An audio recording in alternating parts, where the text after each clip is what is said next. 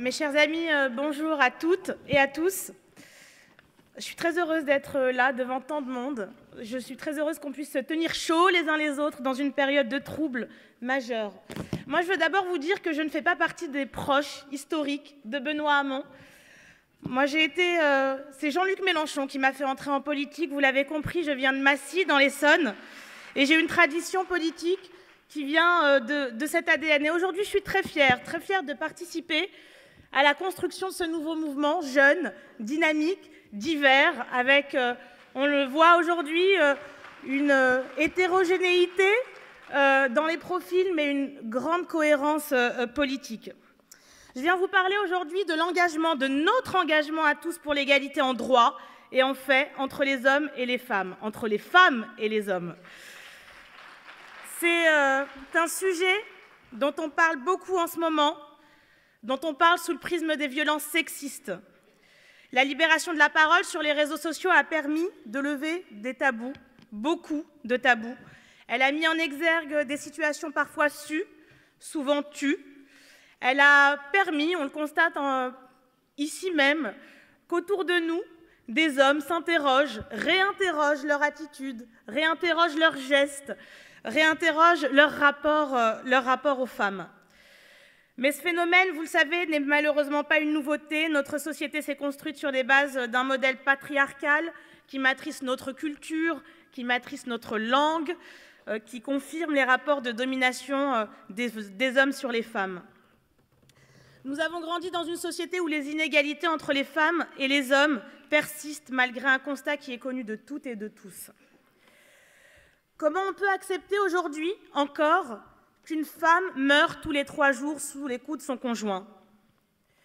Rappelons qu'en 2016, c'est 123 femmes qui ont été tuées en France dans le cadre des violences conjugales. Comment se résoudre à ce que 225 000 femmes soient victimes de violences physiques et ou sexuelles chaque année en France? Mais la réalité des inégalités entre les femmes et les hommes, ce n'est pas que des chiffres. Ce sont ces milliers de visages de femmes, ces milliers de vies, ces milliers de regards que nous croisons tous les jours. C'est l'histoire d'Anaïs, étudiante en droit. Anaïs prend le métro tous les jours pour aller à l'université. Elle ne compte même plus le nombre de fois où des hommes ont porté atteinte à son intimité par des gestes obscènes ou même par des interpellations ou des insultes. C'est la triste réalité des violences faites aux femmes dans les transports en commun ou dans la rue. C'est l'histoire de Christine. Christine, vous la connaissez tous, qui vit seule avec ses 2 enfants. Elle est caissière dans un hypermarché. Ses horaires, son salaire ne lui permettent pas de s'engager pleinement dans la vie de ses enfants, ni même de satisfaire leurs besoins. Elle n'ose même pas imaginer prendre du temps pour elle. C'est aussi l'histoire de Nadia. Nadia, c'est cette cadre supérieure dans une grande compagnie d'assurance. Nadia, elle a grandi à Argenteuil, en région parisienne. Elle s'est battue pour obtenir son master en finance à Dauphine, où elle a eu du mal à entrer.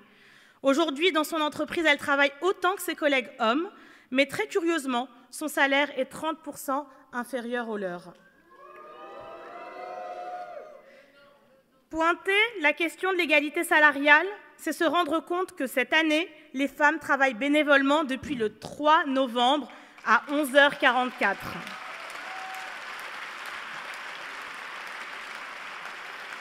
Ces histoires de vie illustrent et ne sont que quelques exemples de l'ampleur, de la diversité des formes de violence auxquelles les femmes sont confrontées quotidiennement. Ce combat, ce n'est pas seulement celui des femmes, c'est celui de la société tout entière.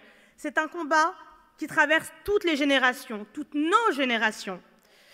Notre mouvement, dans ses pratiques et dans la construction de son projet, impulsera des actions concrètes pour changer vraiment cette réalité quotidienne. Vous l'avez dit dans le questionnaire, dans vos vidéos, cette question est au cœur de ce que vous voulez construire. S'engager pour l'égalité, c'est agir contre la précarité. On a formulé des propositions pendant la campagne présidentielle avec le revenu universel d'existence. Le revenu universel d'existence permettra par exemple à Christine de profiter de ses enfants, de profiter de la vie et même peut-être de pouvoir s'engager au service de causes auxquelles elle croit. S'engager pour l'égalité, c'est sanctionner les entreprises et les institutions qui pratiquent les discriminations, toutes les discriminations.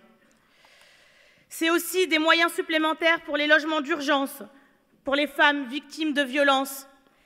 Et la question des moyens, elle n'est pas anecdotique. Je fais référence évidemment au discours du gouvernement sur ce sujet, qui considère que tout se passe dans l'éducation, mais rien à travers des moyens. C'est aussi favoriser une implication égale des parents dans la vie de leurs enfants, avec notamment un congé paternité étendu et renforcé. Ces propositions, vous les connaissez, vous les avez entendues pendant la campagne de Benoît Hamon, elles étaient au cœur du projet. Mais s'engager pour l'égalité, c'est aussi lutter concrètement contre les pratiques sexistes dans nos organisations, dans les organisations politiques, syndicales, associatives. Mes amis, je vous invite d'ailleurs à participer cet après-midi à l'atelier qui nous permettra de nous doter collectivement d'outils qui garantissent l'égalité entre les femmes et les hommes au sein de notre mouvement.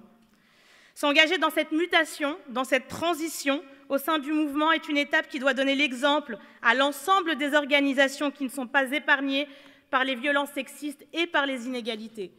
C'est d'ailleurs, je crois, en ce sens que Benoît a interpellé la secrétaire d'État chargée de l'égalité entre les femmes et les hommes pour travailler dès à présent à la prévention du harcèlement dans les organisations politiques. C'est ça la politique du concret.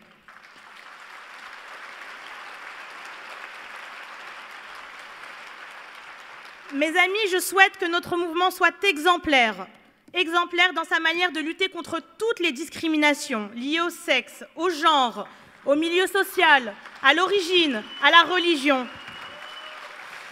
Je suis certaine que cette journée de travail collectif nous permettra d'avancer dès maintenant sur ce sujet. Je vous donne donc rendez-vous dans quelques mois pour mesurer la réalité de cet engagement qui fait partie de l'ADN de notre mouvement. C'est la condition de notre réussite collective.